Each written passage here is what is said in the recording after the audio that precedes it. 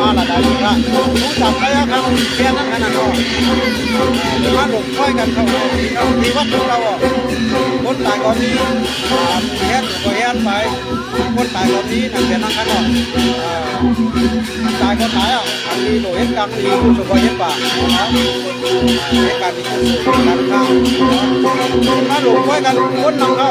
เช่นนั้นนะ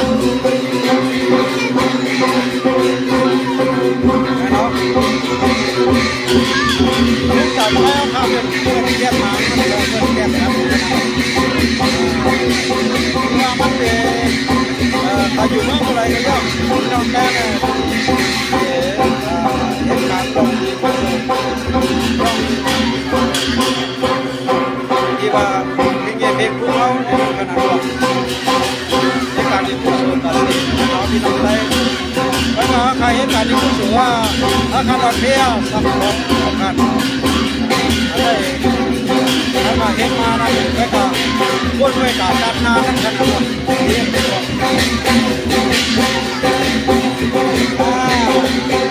เจ้าของเขาเป็นเรียกขนมเส้นก่อนเลยเนาะ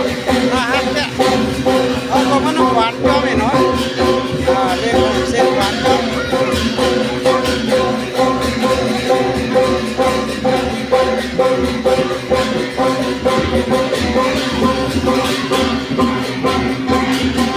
แล้วคนมีแดงปางอะไรเหรอแล้วคนมีแดงปางอะไรเหรอแล้วคนมีแดงปางอ่ะแล้วคนมีแดงปางอะไรเหรอบางเดียวกันนะเนาะก็ได้ไปเย็ดเขาเซ็นมาพวกนะไอ้ยกที่หวานในแก้วเลยหวานเลยเหรอน้องนั่งมีหวานว่าเจ๊ซีเนาะน้องนั่งหวานว่าบ้างอ่ะฮะได้ค่ะทั้งมือเขาอ่ะอ๋อร้านขายเจ๊ซีเนี่ยฮะเฮ้ยน้องเจ๊ซีเรานั่นแหละเนาะร้านขายที่บ้านอะไรกันล่ะจากนี้อ๋อทำอะไรอ่ะคนขอนโอ้น้องเอาดอกน้ำมัน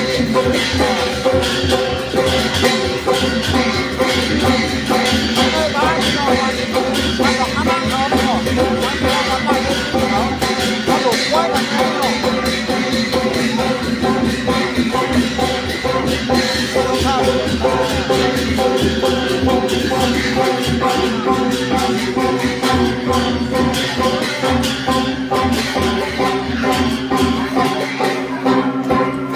อะไรบ้างโคตรสีนอกหวานเลยเป็นยังไงเนาะอะไรมันจะสีนอกหวานเลยนะสีเหลืองสีม้วนเลยอันน่ะ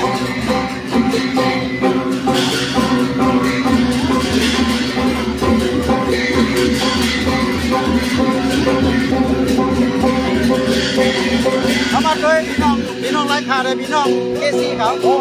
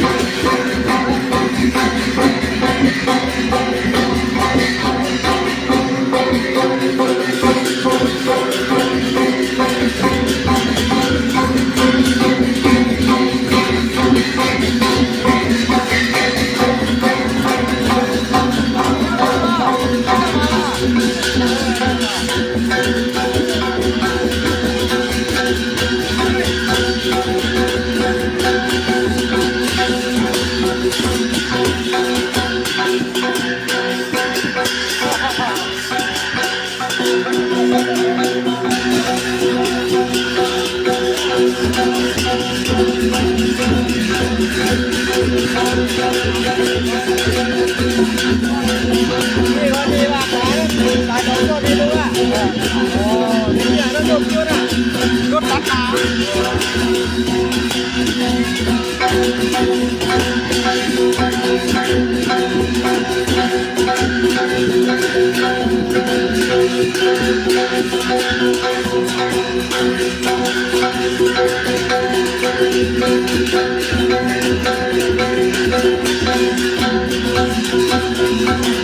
ย็นป่วยอันไหนเขาเย็นป่วยเปิดมาหลุมป่วยกันเขาพวกวันศีลไหนกันเนาะก็เป็นเมืองอะไรบางแห่งซ่อมต่อทับมือกันเนาะป่วยที่นั่นค่ะ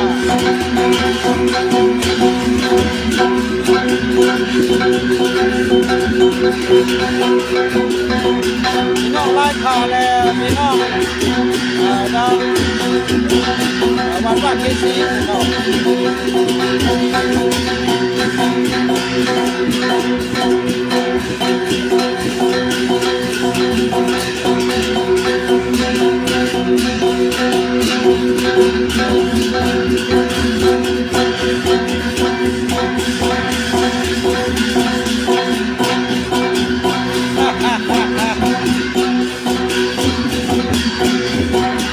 คุณถามว่าเรื่องมาพูดกันพี่น้อง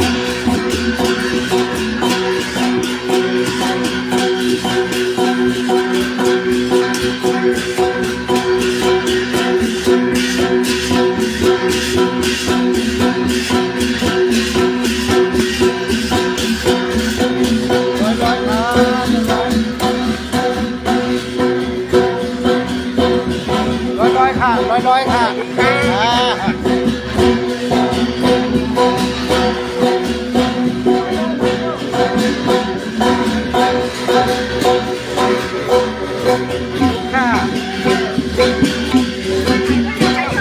ฮะมาหลายวันอะใครอยู่ อ๋อหลายวันอ๋อสี่ขึ้นแน่ว่ะ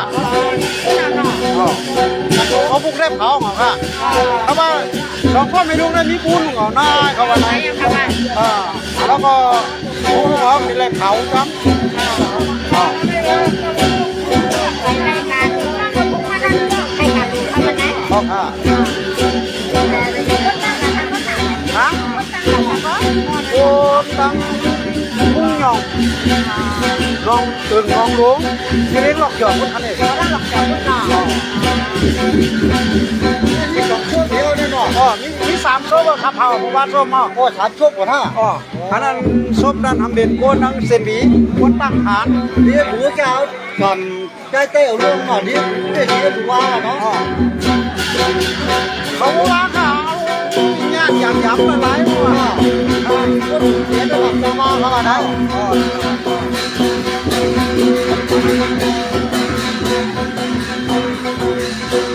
แอบเนี่ยเป็นคู่ได้มากเว้ยเป็นคู่ได้มากเว้ยไหนอะไรดูฮะเดี๋ยวครับดูอ๋อเดี๋ยวครับดูกันหน่อย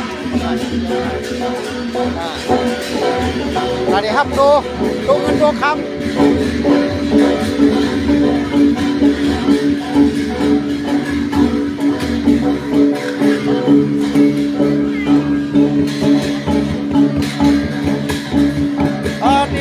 นี่ค่ะนี่วัดขุนเตาค่ะ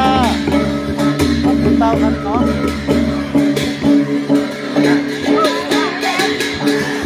ก็เป็นเรื่องอะไรเป็นมาเฮียนซ่อมต่อซับอู้เนี่ยเนี่ยเฮียนซ่อมต่อนี่ข้างนอกก็เป็นเรื่องอะไรเป็นเฮียนซ่อมต่อนี่เนาะเฮียนซ่อมต่อเขามาหลงไว้กัน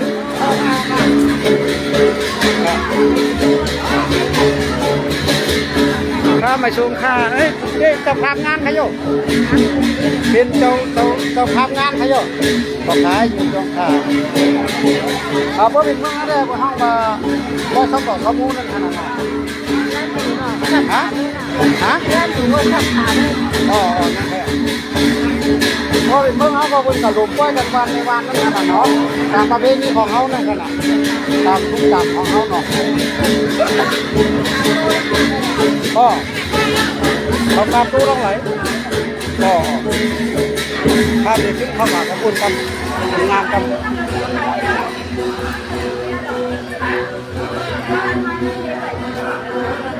เดี๋ยวนี้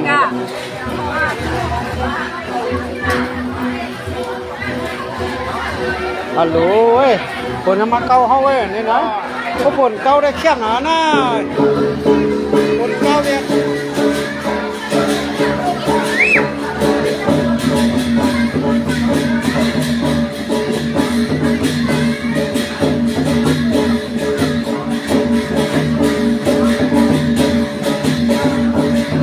นี่น่าไล่ขาด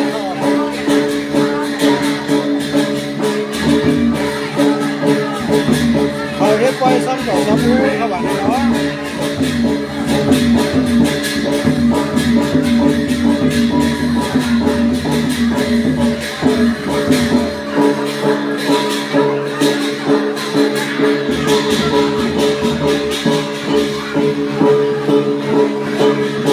ไม่สู้ข้าไม่สู้ข้าเนาะ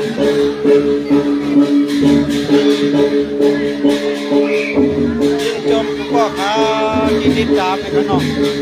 เขาขากันด้วยเรื่องขัดดกสู้กันนะครับว่าเอาโลมานะครับว่าเนาะ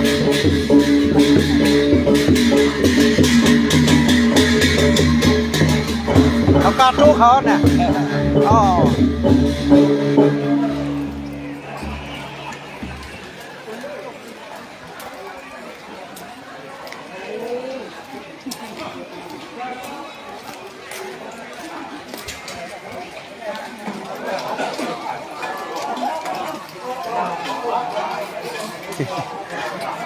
วัดที่กาตู้ไหนไปช่วยเนี่ย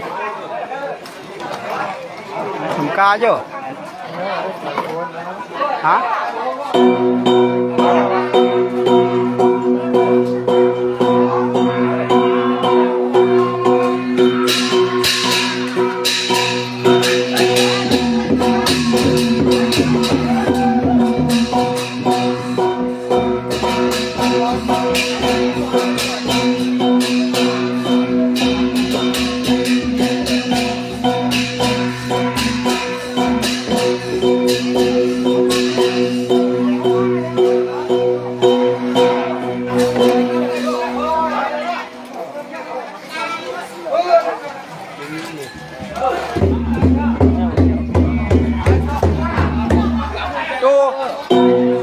ดูได้หรือการดีแห้งในยินดีดูได้ผันการดีแห้งในยินดีไหนย้ำหนาวกันนะ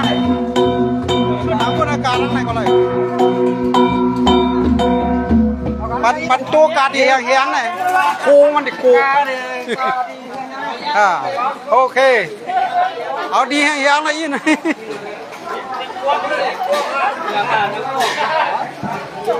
คนเข้าตัวนะป้องหามิ่งหลาย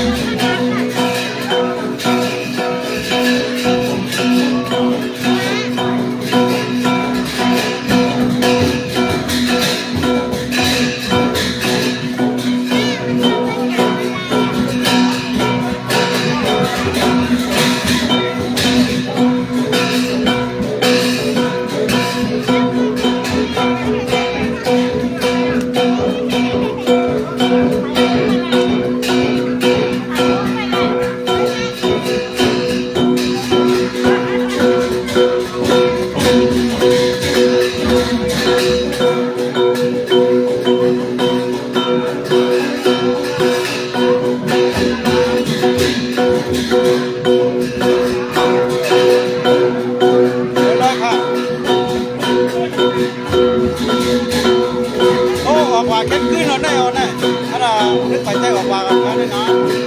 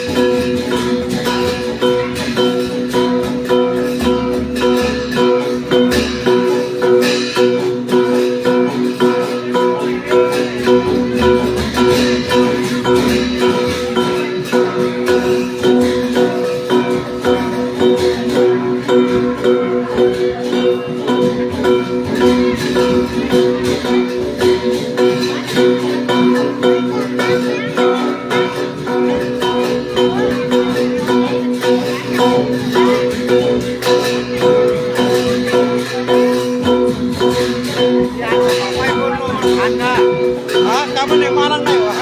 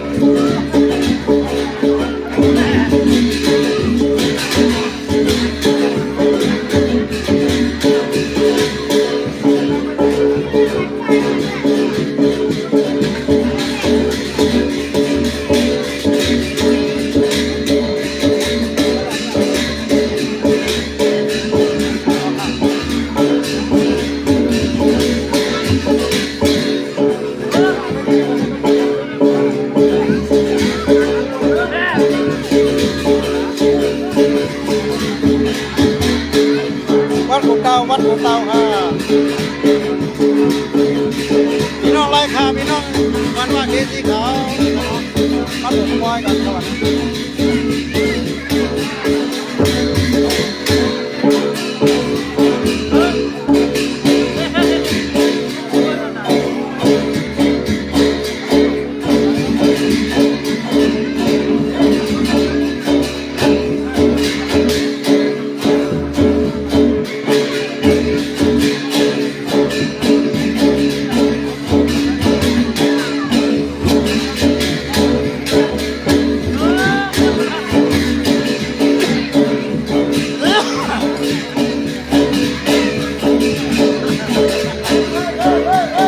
ใส่แดงนะใส่แดง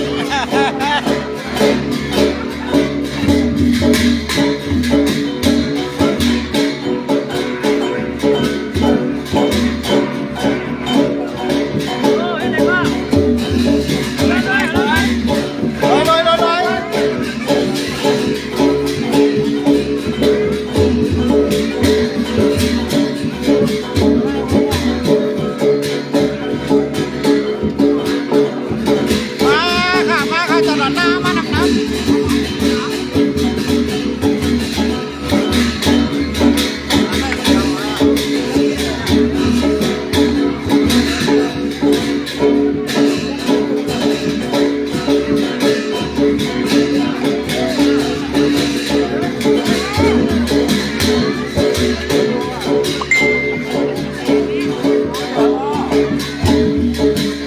วัดภูเจ้าค่ะวัดภูเจ้าเรียนที่ได้เกิดก็เอาคนตายมาไว้นะเนาะ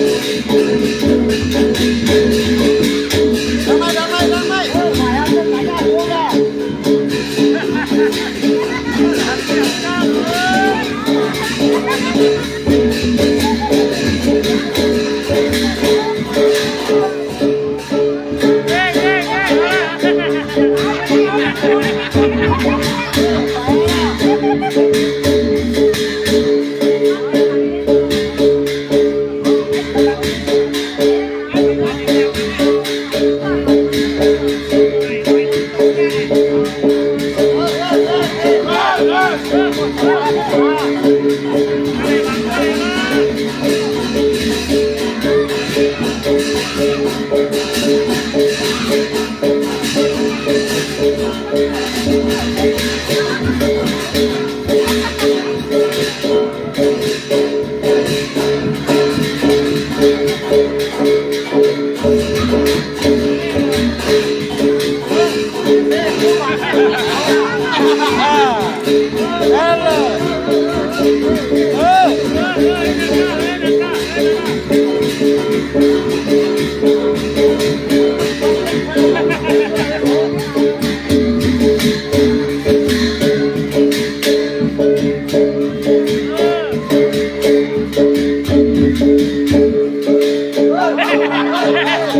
ha ha!